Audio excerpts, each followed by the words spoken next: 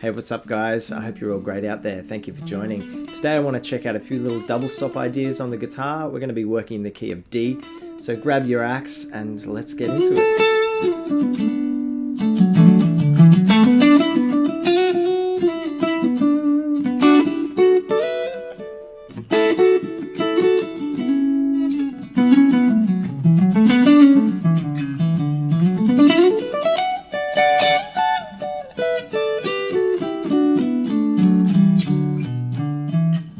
So what is a double stop? It's basically just two notes at the same time. It's also called a dyad. That's the fancy word. Now, I immediately think of Jimi Hendrix when I hear the word double stop, mainly because I learned a lot of Hendrix when I was growing up, and he does a lot of double stops. It's a really, really cool way to just add some extra tonality or extra color to your solos or your sort of chord playing. We can use it in rhythm playing as well as lead playing. Let's check out the first idea. Here it is.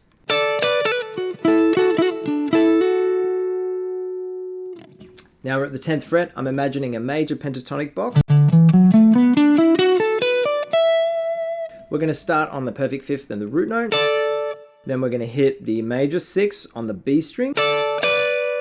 And then we're going to do a little trill between those fifth and between the perfect fifth and the major 6.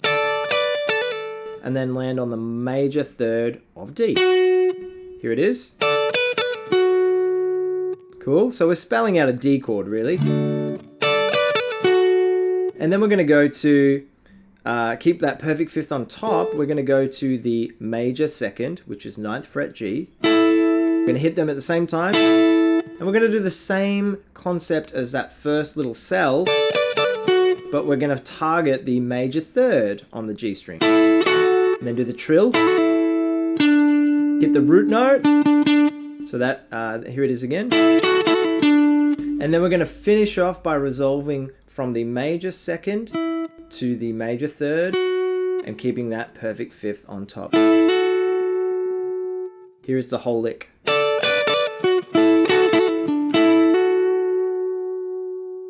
Now that sounds great over a D chord. Could also do it over a B minor chord.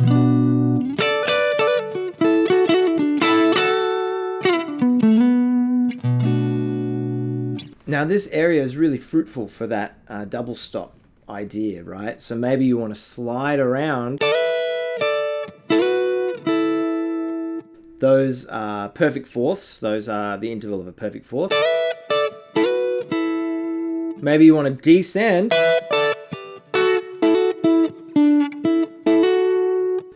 in those strict double stop dyad, you know, that kind of thing. Because before we were doing little hammer-ons, which can sound cool, but really try and explore those options. Let's check out the second idea. Now this is, I guess, straight out of the Jimi Hendrix textbook. Check it out. Here it is. Let's do it in the key of B minor.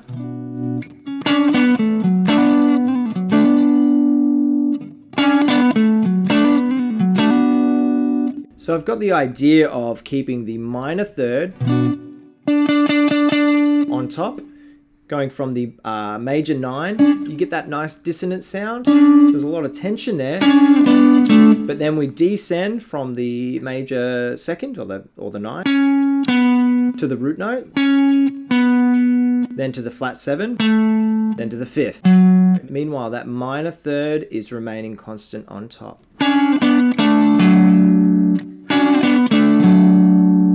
And then we're going to hit the root note from the flat 7. Here it is again. Now I did something that's a little bit of a stylistic inflection, I guess you could call it. Cool, so what I'm doing is I'm hammering onto that root note like I did before. And then I'm doing a little slide.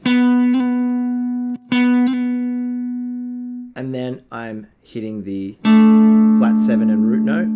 I'm hitting the flat 7 and minor 3rd of B minor.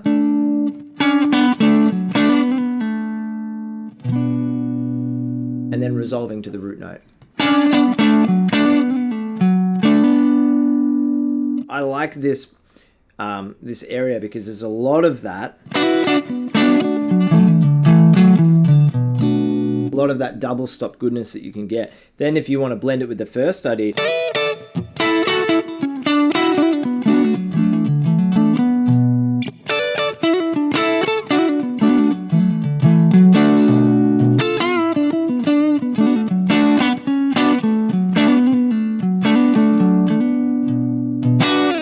you know what I mean? It's kind of like a Little Wing kind of vibe, right?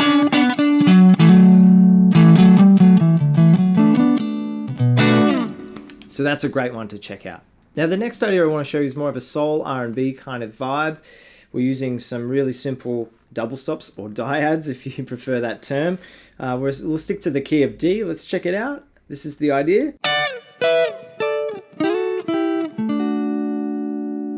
Now it's more of kind of like a finishing lick.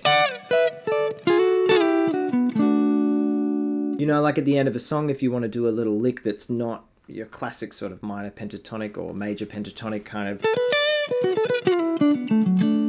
you know, that kind of vibe. I think it's quite a nice way to finish a song like that. So what I'm doing is we're playing root note on the 15th fret of the B string and then the 14th fret of the E string, doing that together, going to the 12th fret, B and E, then moving down 2 frets to the 10th fret, B and E. Here it is again. And then we're going to do 11th fret G and 10th fret B, move that same shape down 2 frets, and then we're going to resolve to the 7th fret of G and B. Now, I know I talk a lot about intervals, but these are tricky to sort of get your fingers around. So this is the root note and the major third. This is the 6 and the 9. This is the 5th and the root note. This is the 3rd and the 5th. This is the 9th and the sus4. And then resolving to the root note and major third. You can add the 5th below if you want, like a D triad, which goes away from our double stop idea, but that's cool. The rules are meant to be broken. You can even add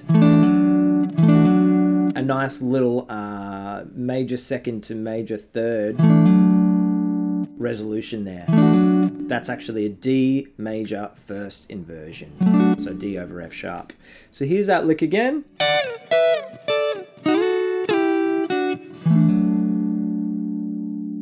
Quite nice. Now I encourage you to add some little stylistic things. So you can hear before I was doing some slides, sliding back into, and then above. Those kinds of things can sound really good. Maybe you want to hit it twice.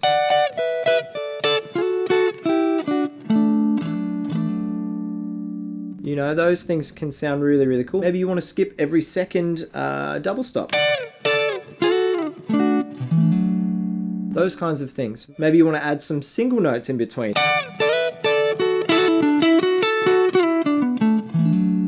Maybe blend all three.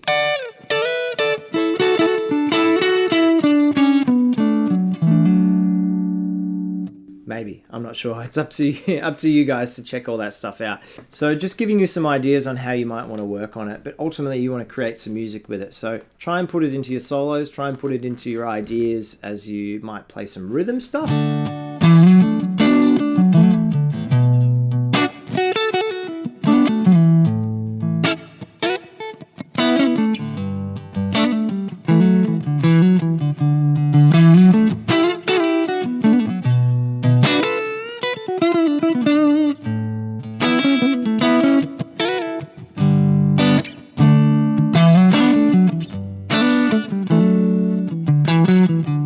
So that stuff doesn't come easy. It just comes with a lot of work on visualizing the fretboard and what you can do in all of those different shapes.